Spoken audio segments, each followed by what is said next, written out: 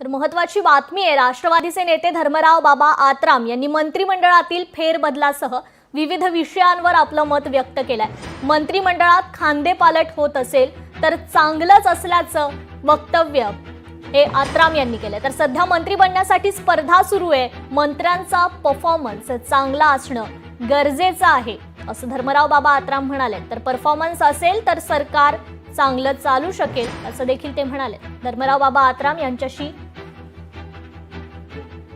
संवाद साधलाय आमचे प्रतिनिधी ज्ञानेश्वर पवार यांनी। राष्ट्रवादी पक्षाचे ज्येष्ठ नेते धर्मराव बाबा आत्राम आपल्यासोबत आहे। बाबा, ज्या पद्धतीने मंत्र्यांचे वक्तव्य येतात, सरकारवर असेल तुमच्या पक्षांवर आहे, ती नाराजी जी आहे ती व्यक्त केली जाते, तुम्हाला काय वाटतं? नाही, नाराजी लोकांमध्ये आहे हे तितकं खरं आहे, कारण की ते सरकारच्या प्रतिमा मळीन होत आहे आणि त्या दृष्टिकोनातून मंत्रिपदावर असल्यानंतर थोडा काळजीपूर्वक बोलणे हा गरजेचा आहे।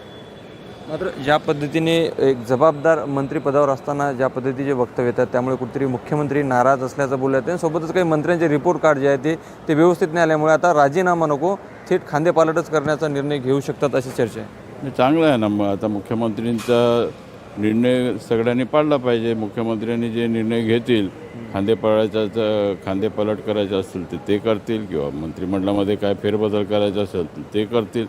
जबाबदारी त्यांचा आहे, त्यांचा अधिकार आहे। परफॉर्मन्स दिला पाहिजे मंत्र्यांनी, कारण की आता कॉम्पिटिटिव्ह आहे। आता सगळं कॉम्पिटिशनमध्ये सगळे मंत्री बनण्याकरता सगळ्यांचे प्रयत्न आहेत, परंतु आपण काम करत असताना, लोकांमध्ये वावरत असताना सगळ्यांनी काळजीपूर्वक बोलणं, कोणी असेल मंत्री त्यांनी काळजीपूर्वक बोललं पाहिजे। सरकारचा प्रतिमा खराब होणार नाही या दृष्टिकोनातून आपण काळजी घेतलं पाहिजे। माझ्याबद्दल काय, मी काय बोलणार, मंत्री मी बनणार हे तितकं खरं आहे, त्याचा वेळ आहे त्याला। आता आम्ही आताच बनणार असं नाही, दोन अडीच वर्षानंतर आम्ही बनतो। सध्या प्रयत्न नाही करायचे? नाही, प्रयत्न करायचेच नाही। मंत्रिपद नशिबामध्ये असेल तर ते मंत्रिपद येते।